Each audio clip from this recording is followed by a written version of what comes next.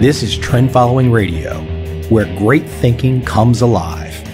Nobel Prize winners, legendary traders, best-selling authors, and the pros that know what drive us irrational human beings.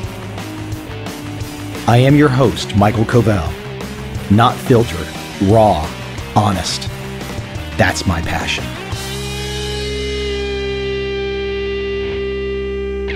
Well, you're going to have to promise me today, because this is an interesting conversation that's going to be coming up in a few seconds. And I kind of feel like it's a little bit of an Easter egg hunt. You might not be familiar with my guest. He's had a really nice career so far, but his background is terribly interesting. And I think we're both in the conversation a little cagey about it, but make sure you listen for the clues. Clues like C&D Commodities and Market Wizards. I think you're going to enjoy this.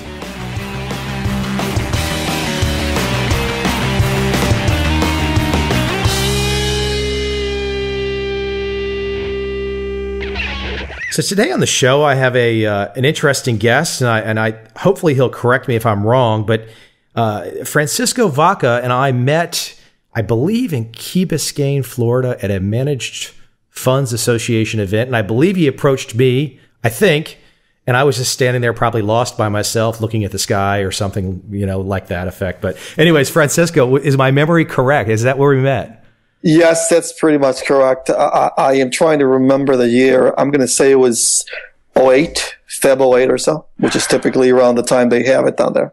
I think your memory might be worse. I'm saying I was going to say like 3 or 4 years earlier than that. No, I started attending these events. I did a couple of them in the late 90s and then kind of disappeared for a while of that, and then came back in the middle of the 2000s. So I'm pretty sure it was around 2008 because I had just started going back.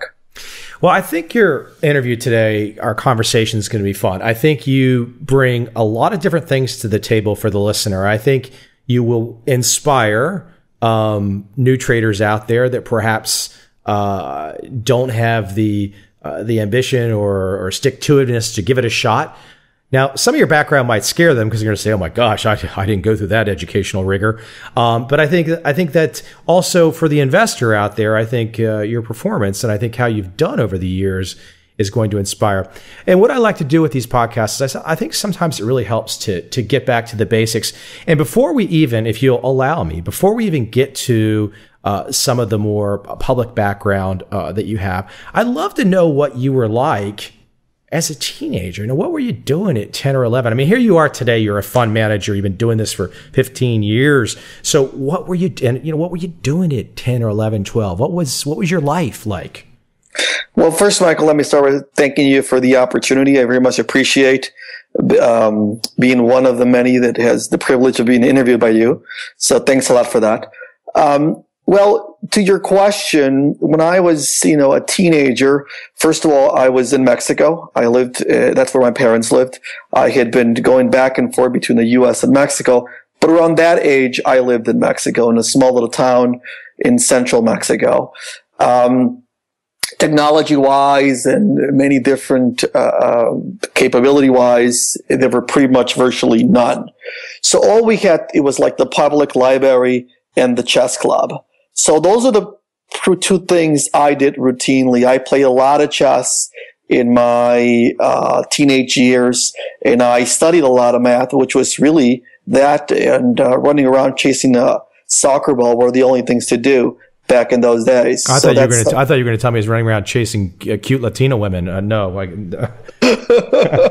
No, not quite yet. I was only 12 at the time. So talk to me about your math background. What inspired you to kind of start approaching math at that age? Yeah, sure. Typically, in middle school, you, like anywhere in the world, you get the opportunity to study the lives of interesting scientists or interesting people, be it writers or be it doctors or whatever it is, different professions. And in that class, one of the a few of the people that we needed to learn about was Newton and Einstein. I, read their biographies and I thought it was fascinating. The fact that they had the opportunity to be the first to learn or to understand certain, some of the physical phenomena that they observed was just simply fascinating to me. I knew it was hard and I knew it was a lot of work, but believe it or not, at the age of about 14, I said, I'm going to be a physicist. Really? At 14, and that subject scared the death out of me. And you're at 14, you're like, I'm in it, I'm in. Correct. That's pretty much it. You got to realize that as a kid, again, I used to do like algebra on my own in a book just for fun because there was really nothing else to do. And at that point, it was more about, studying math and learning so much that maybe one day I would, understand how time works, how the universe works. And I specifically was intrigued because of the concept of time. I'm detecting, though, very early on a personal drive. Where did that come from? I'm not sure that it is, I don't know whether you're born with it or it just came about, but I was always the kind of kid that really enjoyed doing what I did. Oddly enough, the schoolwork was never really enough for me. In terms of, people would say we would have to write a paper. I would welcome the fact that it gave us things to do.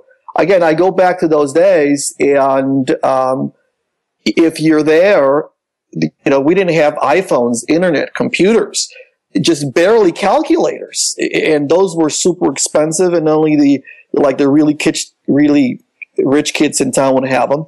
So it was, something to do, and I think that my curiosity for knowledge really helped me. It really was the driver. I can tell you, I am never happier than when I'm learning something. Now, when you look back on that time period, were you in the middle of a group of peers that were sharing your drive for knowledge, or was it you alone? No, I was pretty much alone, except for maybe one friend, but for the most part alone. Yeah. So this drive for knowledge, this was kind of, once again, this kind of very internal path. Well, let me just kind of fast forward a little, because I know there's probably people out there that saying, well, Mike, we want to know about the more interesting. I think the early stuff's the most interesting for me. I want to know what people are like. But so as we fast forward and we kind of take me from your mid-teens into your mid-20s, basically I know over that process you pursued a Ph.D. in physics. Correct. Essentially, once I hit my mindset that I wanted to be a physicist, I wasn't quite sure in what.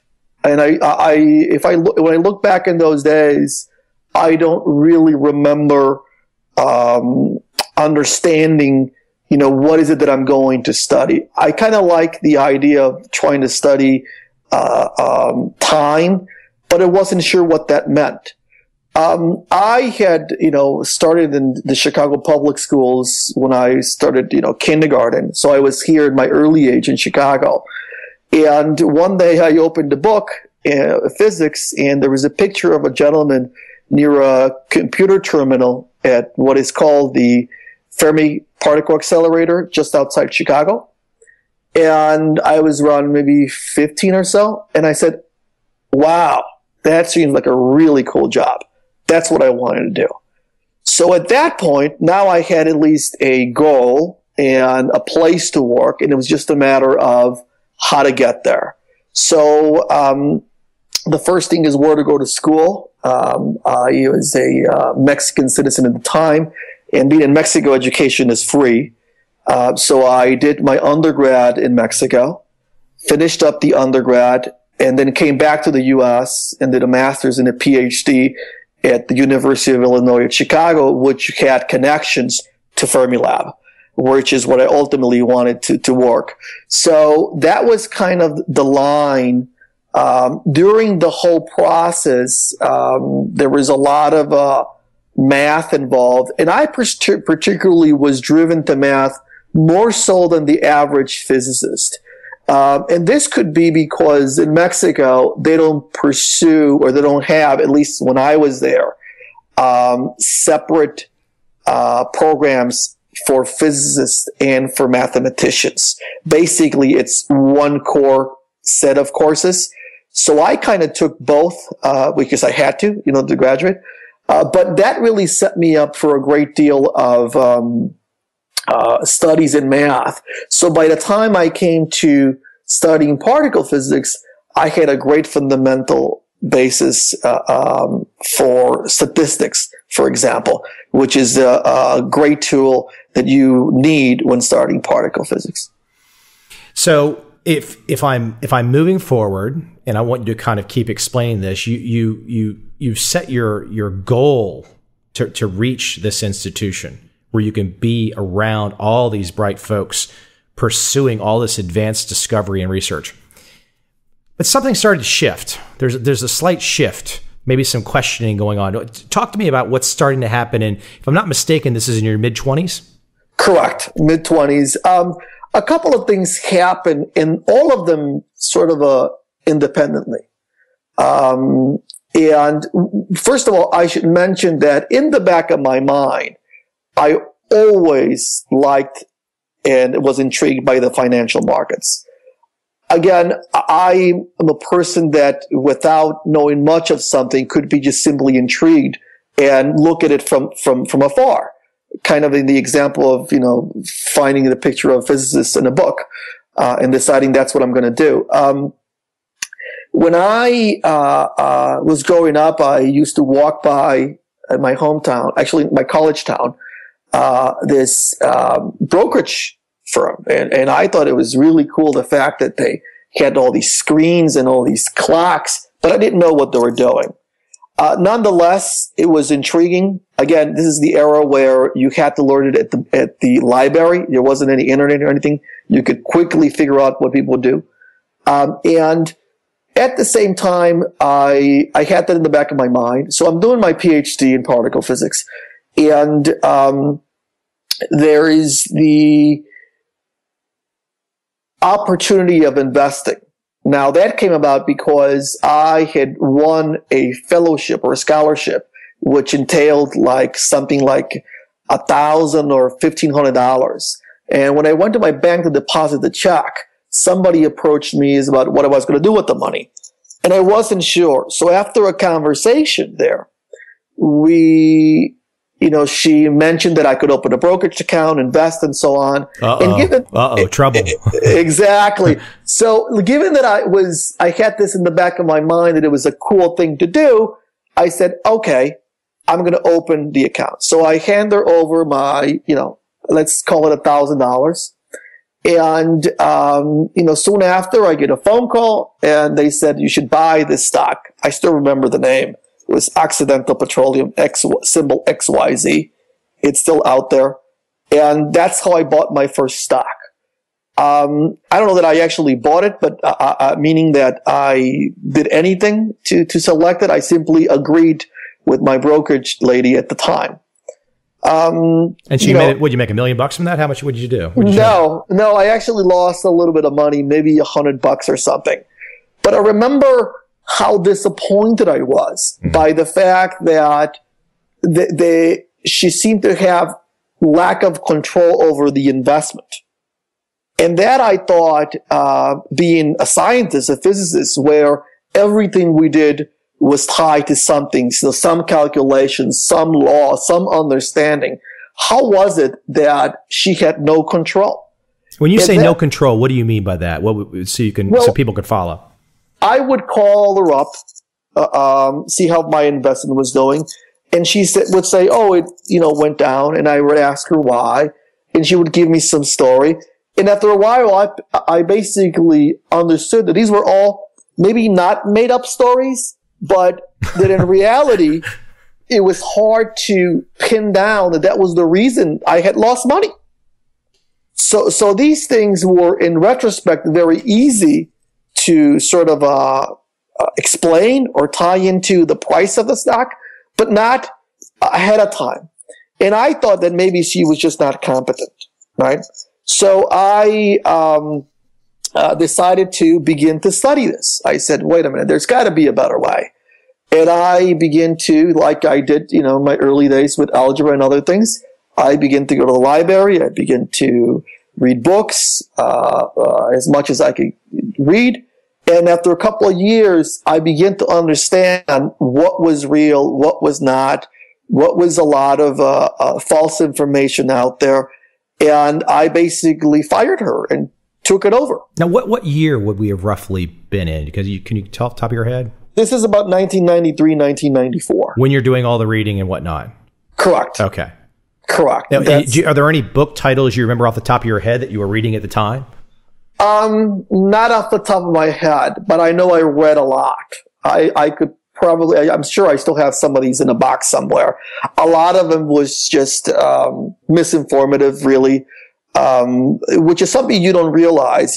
People always think that because something is in print or in a book, it must be true or it's the real deal. I now seldom read a book without somebody who I believe in, either as an author or as a reader that recommends it, because it's just such a waste of time to read all these things, particularly in the States. The States has a huge book industry, and they put a lot of stuff out there that we shouldn't even waste time reading. Gotcha. But, so you're in that 93, 94 time period, and you're still, but have you finished your PhD in physics at this time? No, but I had just sort of self-taught at least the basics of a new discipline, which was investing or trading. Gotcha. Around the same time, I felt so confident that I could do something that I started an investment club with my family, and I would have everybody give me a monthly subscription or a monthly addition to our fund. My parents, siblings and cousins and whatnot. And we started a little investment club. And this was prompted, there was a famous investment club at the time, this is maybe 94 or so, the Beerstone ladies. Yeah. And I thought... That was a big deal. It was a big deal. And I thought, look, with all this knowledge, I must be able to quantify this. We do it in particle physics. I should be able to come up with some kind of a framework to do this. So I remember pitching it to a couple of my classmates. They all laughed at me. They thought that I was crazy, that it couldn't be done. Otherwise, it would be already done. So I kind of just had that as my hobby, so to speak. I had this investment club. I had a little bit of money to invest, and I was studying or finishing up my Ph.D. thesis. But there was another catalyst in between that, for better or for worse, really is what pushed me. Before you tell me the catalyst, What was the investing style of your Beardstown Ladies Investment Club, Inspired Investment Club? What was the investing style?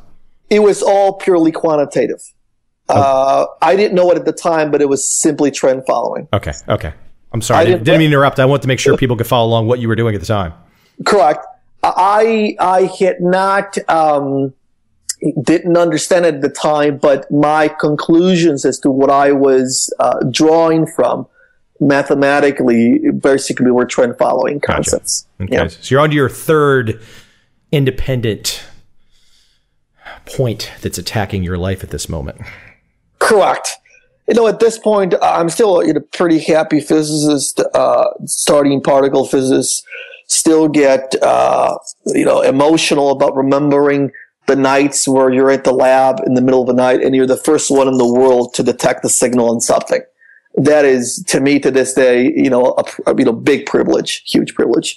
But in that, particle physics specifically, I know there's every single branch of science out there depends on funding from the government to do their studies. But particle physics specifically has a huge price tag from the government's perspective. We were building a particle accelerator in just outside Dallas, and this is early 90s. The process had started years before I started it, but I was at the tail end of it. So I knew in the early 90s, or I thought at least, that my life was basically mapped out. I would, graduate from a Ph.D. Out of Fermilab, out of the university, and go to this particle accelerator outside Dallas and study particle physics for the rest of my life. The particle physics that was being built was the biggest ever built, even by today's standards, if you compare it with the LHC. And we were going to be able to do fundamental physics pretty much for the rest of our lives. Now, that project got killed in the early 90s. When that project went away, it wasn't like, it didn't happen like overnight, but there was a lot of rumors of it not being funded and back and forth. So we really kind of never planned to leave or change path until we knew for sure things were not going to be funded. But in the meantime, we were invited to participate in building the Large Hadron Collider, or the LHC, that now is up and running at CERN. I don't know if you follow that, but it's another particle accelerator, the biggest ones we have today. And this is about 17, 18 years ago. And, I remember, I was about 25 at the time, and, talking to the professors that would say, well, why don't you go work and help them build the LHC? And I said, well, how long is it going to take us to build it? 15 years. I was 25 at the time, and to sit around to do engineering for 15 years, not that I have anything against, engineers, but that was simply not something that it was enticing to me. And I got disenchanted with physics. I said, geez, I can't do what I want. Still, I wasn't about to leave physics. I was really more about moving from from particle physics to another area in physics. And what was going through my mind was maybe medical physics, which I thought could use a lot of work, even in today. So that was sort of where things began to shift. And then sort of a luck struck at that point. It's never luck. It's never luck, Francisco. It's never luck. It's never luck. Well, someone said that luck favors the prepared. And I couldn't agree with that statement more. But I do think that there are certain things in life that for some reason just happen to be there. Although I do agree that there is, it takes effort to go buy a lottery ticket, right? Yeah. But in many ways, some of these things, I don't know why they happen. So, we're all at the university trying to figure out how we're going to follow through after this particle accelerator in Texas closed. One day, early in February of 1996, on a Monday, I arrived to the lab at Fermilab. I walk into the lab and I see one of my co-workers or friends there from the university. He was looking for a job. I was not. I was still trying to figure out what to do. I had at the time won a fellowship at the university that was good for 2 years. And I was only maybe 5-6 months into it. So I had plenty of time to figure out what to do. So I walk into the lab and I ask him, how's it going? He said, it's not that great. I haven't really found anything. All I have found is this one ad for a commodities trading firm. And I don't even know what that is. And she says, but you might be interesting because you like trading. I've heard a story about that. That's kind of an interesting. Be curious. Keep going. I'm just curious. Sure. And at that time at the university, people knew that I liked trading, and I did investing and so on. The close friends at the university and professors and so on. So anyway, so that Monday, we're talking, and he says, "Well, there's only this one job." And I said, well, show me the ad. He said, I tossed it in the garbage can. So I go over to the garbage can, and here I am taking out the trash, and I pick up this crumbled piece of paper. And I still have it, by the way. It's locked up in a security box. It's just for fun. I don't know why I never threw it out. And I have a feeling that when you finish your story, people are going to understand why you've saved it. And I at the time took this piece, ad, and it was very cryptic. It said, like, send your resume over a fax, do not call, we'll call you. Didn't have a company name, didn't have an address.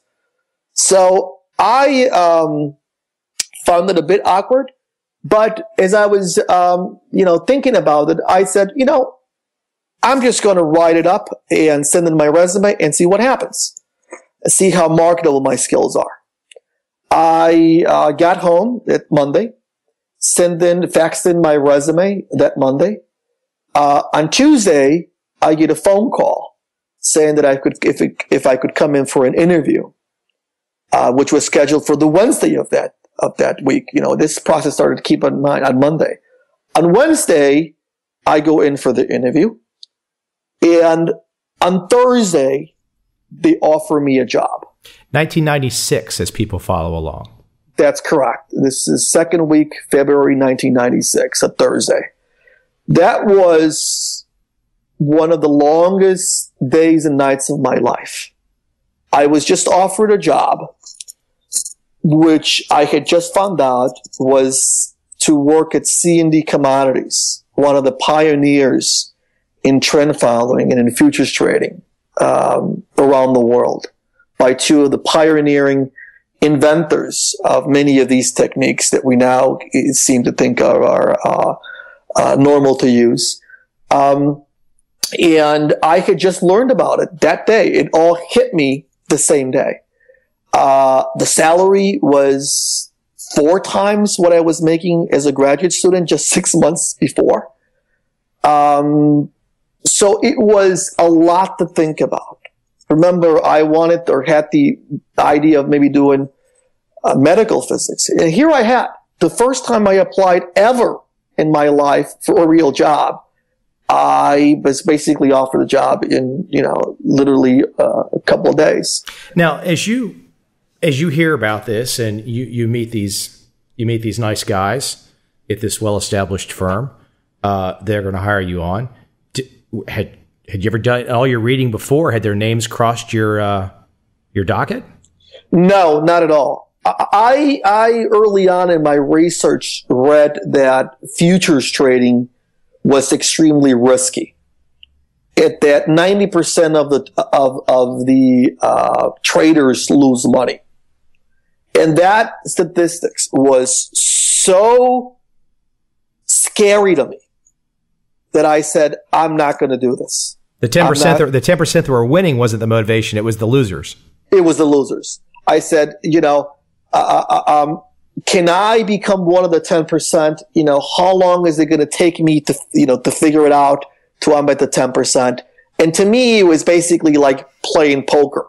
If you never played poker and everybody in there is a pro, then how long before you learn, right? So I just said early on when I started trading or investing that I was just going to try anything that had to do with, futures or options in general. So you might want to elaborate a little bit more. There's probably some folks out there that know exactly what you're talking about and know some details. Maybe they read an article or two about your background and stuff. Maybe you should paint a little bit more vivid picture even. Sure. Well, that night, that Thursday, I'm trying to think as to what to do. Finally, I don't think I slept all night. I went in the morning to school on a Friday and I talked to my mentors, and I was terrified to tell them, because you got to remember they invested, they paid for my education for 6 years and were my mentors for 6 years and so on. And I was terrified to let them know that, I was just about to leave them and go do this other thing, especially since it involved so much money in terms of my salary and so on. I was a little bit ashamed, to be honest with you. And I remember going into the conference room. I set them all down and I told them what was going on. And they said to me, look, we're the ones who feel bad. We told you they were going to have this particle accelerator and it didn't happen. So don't feel bad. In fact, if you want to do it, and we'll hold your job for 3 months. No questions asked. You can come back if you don't like it. And when he said that, that was the defining moment. There was just nothing at this point. There was no reason why not to do it. I was intrigued as to how the futures trading worked. I was intrigued from the background, because one of the things that I was given during my interview, I was told to read The Market Wizards from Schreier. So you had a crash course at that point in time about who you were exactly interviewing with. Exactly. And you can only imagine by the time I read those two books how I felt. It went from to the point I was really excited of taking on the job. And basically after that, after the end of the meeting with my professors, which is about lunchtime, I called my wife and told her we're doing this. I picked up the phone. I called C&D and told them that I would take the job. And at that point, I just never looked back. So what do you call this? Second, third generation? where do we put you? I'm going to say probably if you're going to quantify that way, it's probably third generation. Third, okay. But direct teaching, that's only third in some kind of weird classification that I might have been a part of developing. But in terms of your direct experience, it's fairly direct. Let me ask you though, it's just kind of because I think it's a fantastically interesting story to set the foundation up, and I think you lay out a really interesting path. But that's really just the beginning. I mean, that's just the kind of the setup. But I was going maybe you could kind of paint the picture of and we can get to some of these big picture lessons about some of the way you've looked at trading with some of these solid statistical principles that you learned growing up, and about what works, what doesn't, how to even if you can't even find the answer, how to even know that you can't find the answer, all these different ways of looking at things. But maybe you could paint the big picture for folks. What were the big picture lessons that you took away from that experience walking into C&D and becoming an employee at that point in time? Well, one of the most important thing was I still had an ounce of doubt with my own research, and one could beat the market perpetually. I know there are folks out there that have these great track records for 10, 15, 20 years, and then they retire. So one really never knows if it's luck or if it's a good period in the stock market or what is it. So I still had my ounce of doubt going into the C&D days. But that's not just gut doubt. That's you hardcore statistician doubt. Correct. That's correct. Remember, I'm doing this by myself 2-3 years before going into C&D, and I'm making a little bit of money, but I'm still skeptical. This is the scientist saying, no, I need more, more solid evidence. I need something. I need more that can validate my suspicion. And, I walk into C&D, and I think by the time I left, the thing that I learned the most is that you could beat the market. That was the number one thing.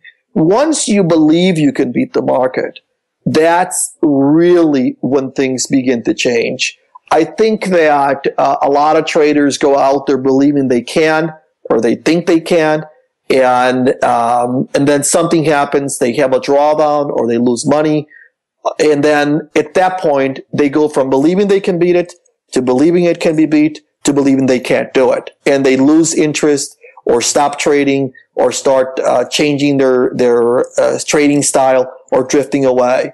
So, but when you believe that it can be done and you have done it before, then it's very easy to stick by your approach. It's very easy to be in a drawdown and, go have lunch with your kids and do your normal life without worrying about, is the approach correct or not? And that's the key difference, that it goes from something that there's a little bit of a myth in there to becoming something that works, you understand how it works, and you're not concerned with the ups and downs on your profit and loss. I'm going to give you a couple different areas to run with. Big picture issues here. Diversification, the idea that what you do is systematic. So one, diversification. Feel free to run with it any way you want. But number two, the idea that you're 100% systematic. And and this kind of leads to number three, that you take all your signals. Now, I know you've got, there's multiple strategies, multiple systems, but maybe you could talk about the idea of diversification, the systematic aspect, and taking all the signals. And pretend, I mean, for all intents and purposes, let's say I'm the investor. I'm the investor out there who maybe I've got some wind of the idea of managed futures or trend following. I know there's been some success out there, but frankly, there's still a lot of sophisticated investors out there that perhaps have a lot of money, perhaps they want to invest, but they can't wrap their arms around this. How have you learned to talk about those three particular issues over the years? Before answering all these questions, let me throw in a nice basis so that the answer will make a lot more sense. One of the things after I left C&D was that I was really puzzled as to why we even made money. I knew how to make money trading futures, but I didn't understand why. The scientist in me said, why do we even make money? And what's so special about the futures markets? Why there seems to be this trend following technique is particularly applied to futures trading. I was baffled. And this was part of my, even though I was a believer at heart as a trader, the scientist in me still had an ounce of doubt because we still did not have the entire rationale as to why we make money trading futures. As I begin to do the studies, one of the things that when I talk to traditional investors in stocks and bonds, one of the things that I say is there are some key differences when you go to the futures markets. In talking to an investor would say, well, why would I invest in a market, meaning a futures market, where the average trader makes an average of zero? Because remember, this is a zero-sum game. And I thought that I had learned trend following, and I always said, well, this is a zero-sum game. These trend following technique works. But who would, in his right mind, take the other side of the bet? Because remember, if it's good for me, it's got to be bad for the other side. Somebody in the futures market, it's taking the other side of my bet. And why would they do it? In the futures markets, there's no wealth creation. As I said earlier, the average futures trader makes zero. So when a traditional investor looks at the problem, they say, well, first of all, why would I invest? There's no upside. There's no wealth creation in the futures market. And I, at that point, say, yes, there's no wealth creation in the futures market. However, that's only half the story. There's also no wealth destruction, unlike in the real estate market, in the equities market, in the bond market. There's no wealth creation, but no wealth destruction. So then the ensuing question is there a wealth transfer? Is there a subgroup of the universe of all futures traders that are consistently losing money? And is there a subgroup of futures traders that are consistently making money? And then that's when it hit me. That's the reason there's got to be a group that consistently loses money, because at the end of the day, they're on the other side of my trades. And there's got to be a group that consistently makes money. But that group of losers isn't necessarily unhappy that they're losing, correct? That is correct. Because then the question is, why would they lose money? Nobody likes to lose money. Why would they even contemplate losing money? Then I basically begin to do some research and basically retrofit the futures trading to the same framework that an insurance company has. as an insuree, I'm happy to pay a premium for an insurance company to insure my house, my car, my life, whatever I want to insure. And I'm happy to pay them for that specific service. And to me, the service is transfer of risk. And so the futures markets are exactly what they are doing. They are allowing a group of traders that want to transfer risk off their books to somebody else because they have too much risk on some commodity, on some asset, or some financial instrument. And that to me is basically, now I had a very good understanding as to why we make money. This is no different than an insurance company. I then further elaborated the theory to say this works not only like an insurance company, but there are three ways to make money in the markets. The first is to discover or exploit some kind of inefficiency. In such a case, the only dangerous thing about it is that you never know when the inefficiency is going to stop or it's going to be arbitraged away, and there's some give back in life expectancy of this inefficiency. But nonetheless, that's a known way of making money in the market. The second is to provide a service to the market, which is in our case, the transfer of risk. We're providing a service to the market. So therefore, we get paid. The third, of course, all kidding aside, is to cheat.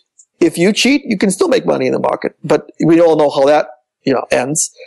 So those are the three ways. So with that in mind, I had basically now had created a framework that what I am doing is providing a service to the futures market, which is providing a risk transfer. So as long as there is a market, a futures market, meaning that are going to be a group of investors that are willing to take the other side of our trades because they want to hedge. They want to take out that risk out of their portfolios. That allowed me to now understand the why. And that when I understood that in this way, this is about 10 years ago, 12 years ago, then that was the last thing I needed. For now, I think not only am I a believer, I have shown a theory and the mathematical background to frame it. And now, this works. Let me, I know you got the one part we just talked about before you gave that explanation, you'll circle back to, but, and just so the audience knows, Francisco runs a firm today called Vaca Capital Management. But as you're explaining that understanding that you came to, the kind of this essentially the source of profit for your trading success, for the source of it in the futures markets, was that something that you were doing while with C&D working on that study, that understanding, or is that something you were kind of figuring out on your own once you had moved on to Vaca Capital Management? No, that was all done after I had left. Okay. When I left, I didn't trade futures for probably 4 years. I had traded equities, again, providing a liquidity service to the markets. I traded high frequency. It wasn't high frequency by today's standards, but it was very high frequency in 2000, for example. So just so everyone can keep following this progression. So, you have this great, you're at C&D and you see this great understanding of, wow, I'm seeing people that can beat the market. It's in my gut. I believe it. You break away on your own, you start doing these studies and you're saying, okay, now I understand the source of the profits. Correct. And as a scientist, that is really, there's an expression in physics that we say we have the dead body, the smoking gun, but do you have the bullet? And prior to those studies, I had the smoking gun and the dead body, meaning the technique, trend following, and the ultimately making the money, which is the dead body. But I didn't have the bullet. I couldn't connect the two. And this theory connected the two. Now that I understood why we make money, I knew how to make the money. And then the question is, how can it be made better? Let me one quick thing. When you were talking about, the idea of either some firms that want to take some risk off and that they're essentially the transfer, you're making these analogies to the insurance space. Can you give an example of a firm that or a type of strategy or some reason or rationale a third party would be unhappy having you be the winner and they were the losing side of the zero-sum equation? Can you just maybe put some color to that? Maybe some concrete examples? Sure. And I'm going to do it in a pairwise. I'm going to do it in the insurance, and I'm going to do it in the futures, just so that everybody maybe can follow through. From the insurance perspective, let's say somebody wants to insure his house. They go to the insurance company. The insurance company says, we're going to charge you $100 a year to insure the loss of your house, under these and these conditions. So you have a contract. It has a value associated for the payout, and it has the value for the cost. So everything is predetermined ahead of time. There's an expiration date, right? So when we go to the futures markets, let's say some farmer, somebody out in Iowa that plants corn. His primary business is not to speculate in the corn markets or any other market. His primary business is to plant corn, to harvest it, and to sell it. So now he might have inventory of corn, right? And let's say corn is, $5 or, some number, just to give you an idea. And he, at that price, has $1 million worth of corn in his barn. For some reason, a day later, corn goes to $10. Now he's got $2 million of corn. Now, he doesn't want to have $2 million of corn. That's too much for him to handle. He doesn't want to see that he needs to keep on his books that exposure to his inventory. So what does he do? He sells $1 million worth of corn in the futures markets. And to entice that to when you look at the price of the futures contract versus the actual commodity, there's a price differential. So without us specifically specifying what the risk premium is going to be for the transfer of this risk, it's built into the price. The key thing here is that the risk premium in the futures contract is non-observable. We cannot measure it directly. So it makes it challenging to do so. That's why, unlike in the case of a insurance company, we can't go out and say, yeah, we'll take your corn and we will, charge you X amount of dollars for the transfer of risk. Here it's different. So nonetheless, there are going to be farmers who want to offset their exposure to their inventory. Or in another scenario, they might want to know ahead of time how much they're going to sell it for because they know their cost of production. They know how much their workers is going to cost them, how much storage is going to cost them, how much fertilizer is going to cost them, how much is going to cost them to get the water to their fields and so on. So they can do a cost analysis and say, I want to make $1 on my corn. Therefore, I need to sell it at this price and buy all and the cost at some other price. And I want to lock in my differential. I want to make sure that when I go to plant my corn, I know exactly what I'm going to get for it. So that ability of a farmer to have, it's not for free. Well, imagine if it were for free. Well, that'd be a great business to be in. You can offset your risk for free. You can figure out what your cost and your sales are going to be ahead of time. So that would be a great business, but that's not the way it is. There's a cost to them. It's not quite known at the beginning, and that's why they have to. The more they want to know what these price differentials are going to be, the more they're going to have to do hedging in the futures markets.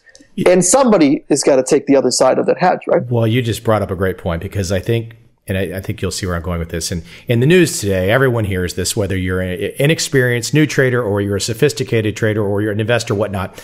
You hear the word speculation. Speculation, it's almost become a pejorative in the way that it's used by politicians these days. Right. However, except in traditional Chicago, with experience going back to the 1800s in the futures markets, speculation and the word speculator could only be a positive for the farmer that you just described, because he could not proceed with that transaction without a speculator on the other side willing to take that risk.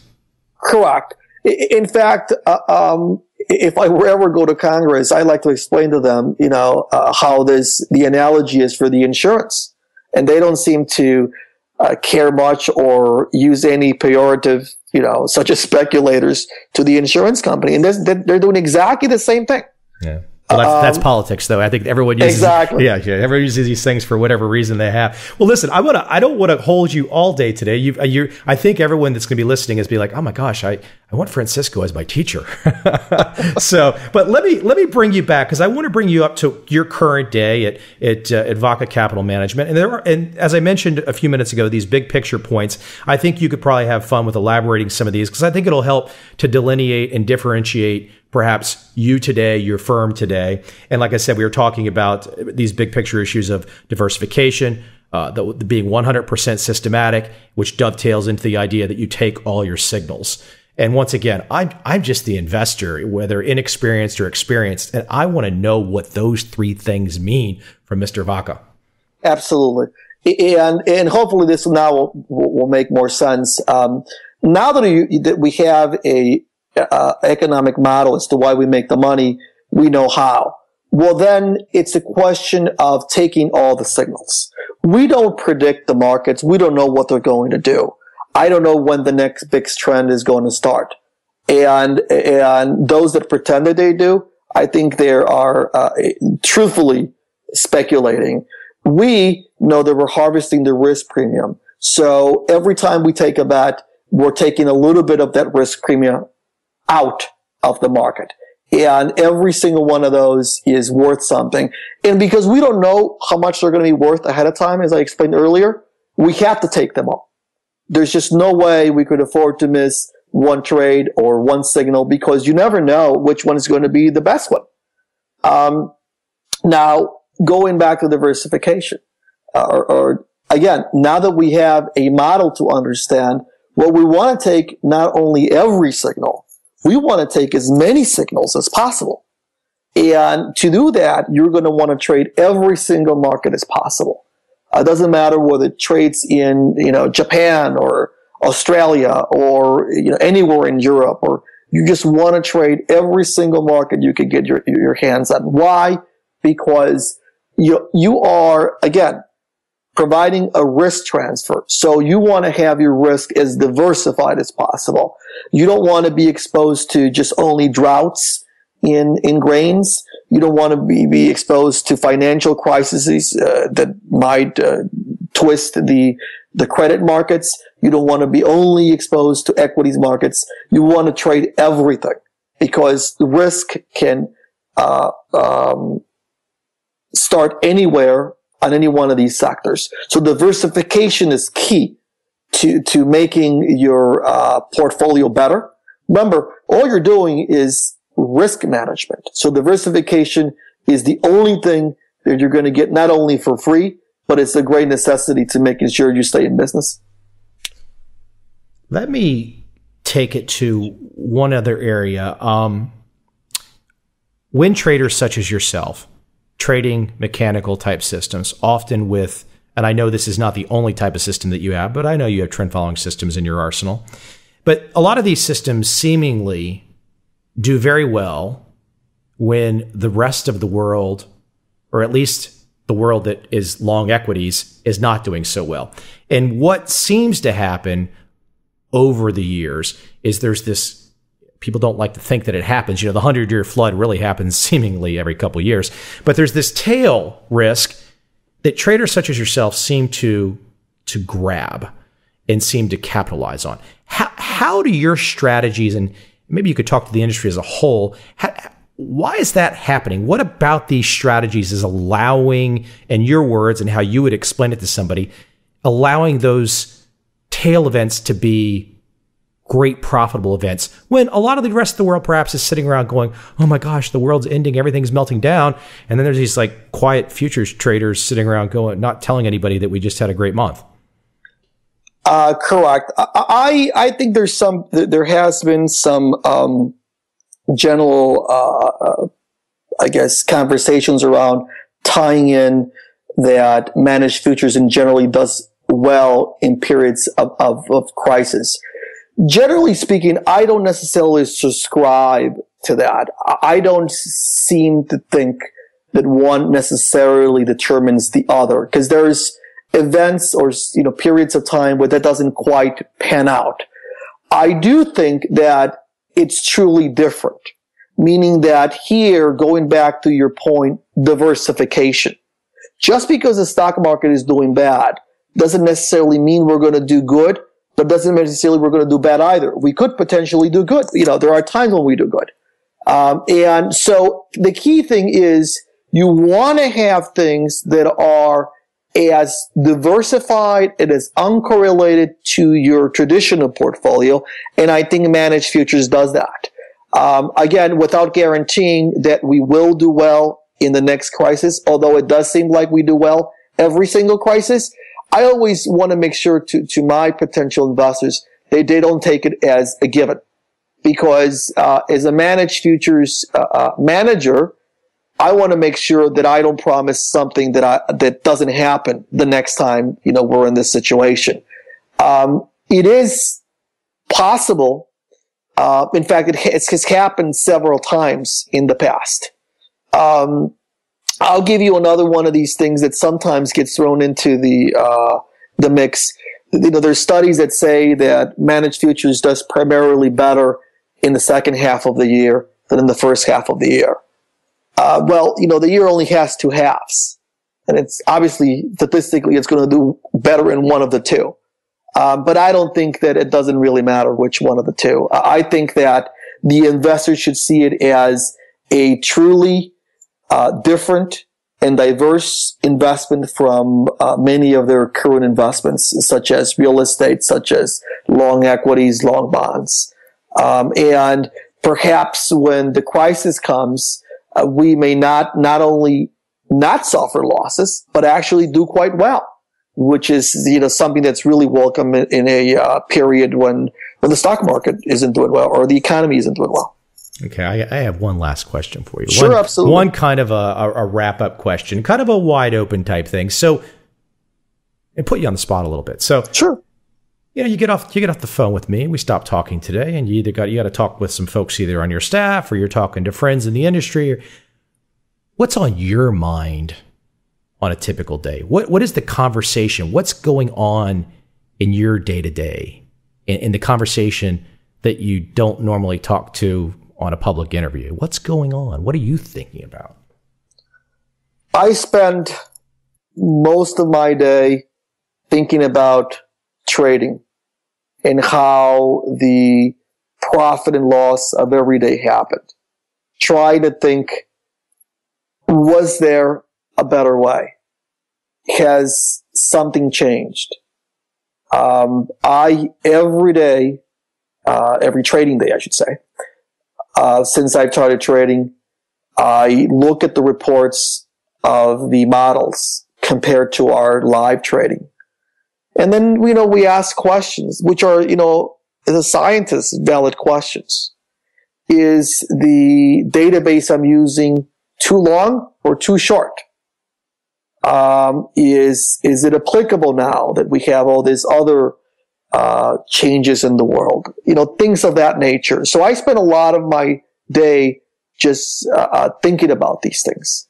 And it doesn't necessarily mean that it immediately throws me into changing anything or doing anything, but it does set up a framework to talk to the other gentlemen in my research group to look at how to improve what we have, look how to keep it up with the modern times, and that's pretty much what I do. Well, I think a like I said at the very beginning, I think for traders that are perhaps looking to be inspired, or investors that were looking to maybe understand more about how you look at the world and think about it, I think it's been a fun conversation. And Doctor, I appreciate it. And hopefully we'll talk again soon in the near future. Well, absolutely. And Michael, thank you very much again for inviting me. You're welcome. Thank you.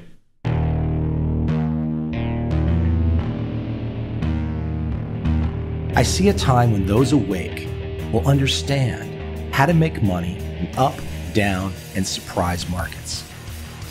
Whether new trader or experienced, college student or financial advisor, protecting against a crash or just trying to make a lot of money, trend following offers everyone an answer in uncertain times.